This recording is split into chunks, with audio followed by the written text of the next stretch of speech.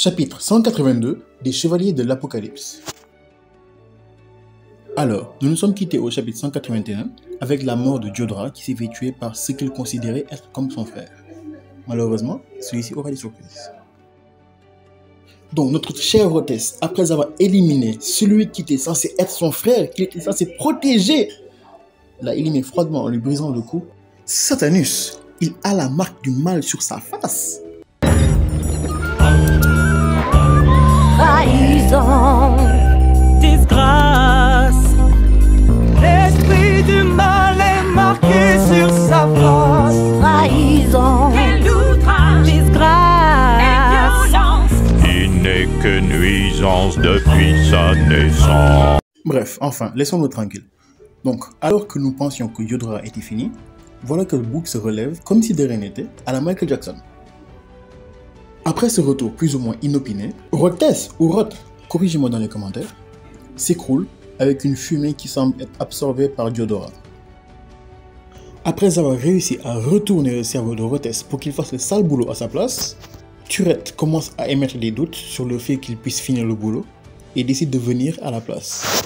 Il n'y a pas de quoi s'inquiéter jusque-là, n'est-ce pas? Ah! On me dit à l'oreillette que ton collègue est mort. Quelle coïncidence. Turette arrive donc et découvre la scène.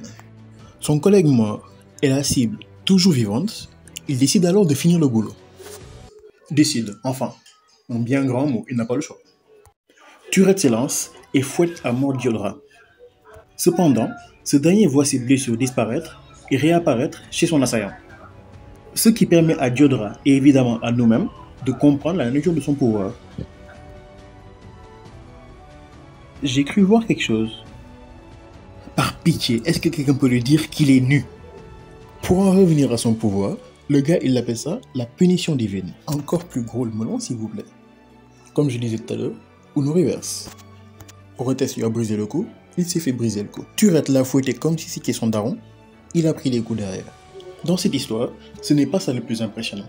Le plus impressionnant selon moi, c'est sa capacité à s'emparer des pouvoirs de ses adversaires. Il y a cependant une condition indispensable, il faut que ses adversaires meurent. Je suis actuellement décédé. Mais je me pose quand même 3 questions.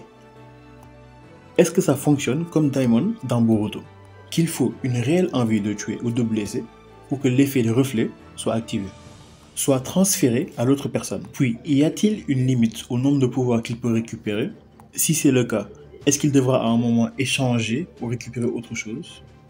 Et enfin, étant donné qu'il est lié à Percy de par naissance, je me suis posé la question, est-ce que ce ne serait pas une autre facette des pouvoirs de Perceval en lui-même? Ou une autre variante, comme la ressemblance des pouvoirs entre Goven et Escanor. On finit donc le chapitre avec Perceval, qui donne un détail plutôt intéressant, que leur esprit de vie est retourné dans l'au-delà, alors que leur pouvoir est encore présent sur Terre. Natien lui demande qu'est-ce que ça veut dire, et étant ce qu'il est, il n'en sait pas plus que nous. Mais demande quand même à Natien de faire attention à son prochain match.